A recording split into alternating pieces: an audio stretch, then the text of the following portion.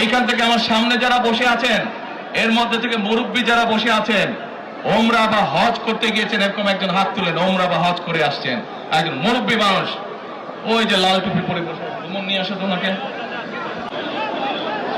কি নাম আপনার? ওই এইদিকে বলেন। বাড়ি কই? সুনামগঞ্জ। বাড়ি সুনামগঞ্জ। সুনামগঞ্জ কোথায়? শান্তিগঞ্জ। এই সুনামগঞ্জের মানুষ আছে এখানে? এই লোক আপনাদের মানুষ? আচ্ছা, এখন বলেন কবে গেছিলেন আপনি? হজ না উমরা গেছিলেন? উমরাতে গেছি 16তে, হজে গেছি 17। উমরাতে গেছেন 16তে, হজে গেছেন 17। এখন আমাকে বলেন, আপনি তো উমরা হজ করে আসছেন, যে মাইকের সামনে দাঁড়ান, আপনি কাবা শরীফে গেছেন, কাবা শরীফের মালিক কে? জোরে বলেন। আল্লাহ। কাবা শরীফের মালিক কে? আল্লাহ। আল্লাহ। আমরা মুসলমান সবাই, এই দিন দুনিয়ার আমরা যে এই পৃথিবী দেখি, এই পৃথিবীর মালিক কে? আল্লাহ।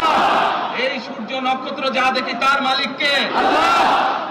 বেহেশতের মালিক কে? আল্লাহ। দোজখের মালিক কে? আল্লাহ। আচ্ছা, দাঁড়ান, আপনি বসেন।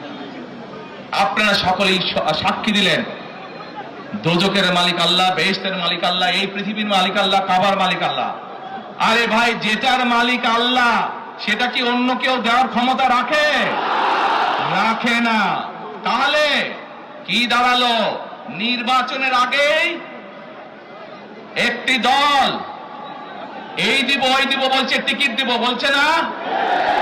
যেটার মালিক মানুষ না, সেইটার কথা যদি সে বলে, এক সেরে কি করা হচ্ছে? হচ্ছে না? যার মালিক আল্লাহ, যার অধিকার শুধু আল্লাহর একমাত্র, সবকিছুর অধিকার উপরে আল্লাহর অধিকার। কাজেই আগেই তো আপনাদেরকে ঠকাচ্ছে, নির্বাচনের ফলে তাহলে কেমন ঠকাবে আপনাদেরকে বোঝে নেবা। শুধু ঠকাচ্ছেই না মানুষকে, যারা মুসলমান তাদেরকে শিরকি করাচ্ছে তারা। নাউযুবিল্লাহ। প্রিয় ভাই বোনেরা, কেউ কেউ বলে অমুককে দেখেছে, তমুককে দেখেছে, এবার একে দেখেন। প্রিয় ভাই বোনেরা, 1971 সালের যুদ্ধ, যেই যুদ্ধে লক্ষ মানুষের প্রাণের বিনিময়ে এই দেশ স্বাধীন হয়েছে, আমাদের এই প্রিয় মাতৃভূমি, সেই মাতৃভূমিকে স্বাধীন করার সময় অনেকের ভূমিকা আমরা দেখেছি, যাদের ভূমিকার কারণে এই দেশের লক্ষ লক্ষ ভাইয়েরা শহীদ হয়েছে, এই দেশের লক্ষ লক্ষ মা বোনেরা তাদের সম্মান হানি হয়েছে। কাজে তাদেরকে তো বাংলাদেশের মানুষের মধ্যে দেখেই নিয়েছে।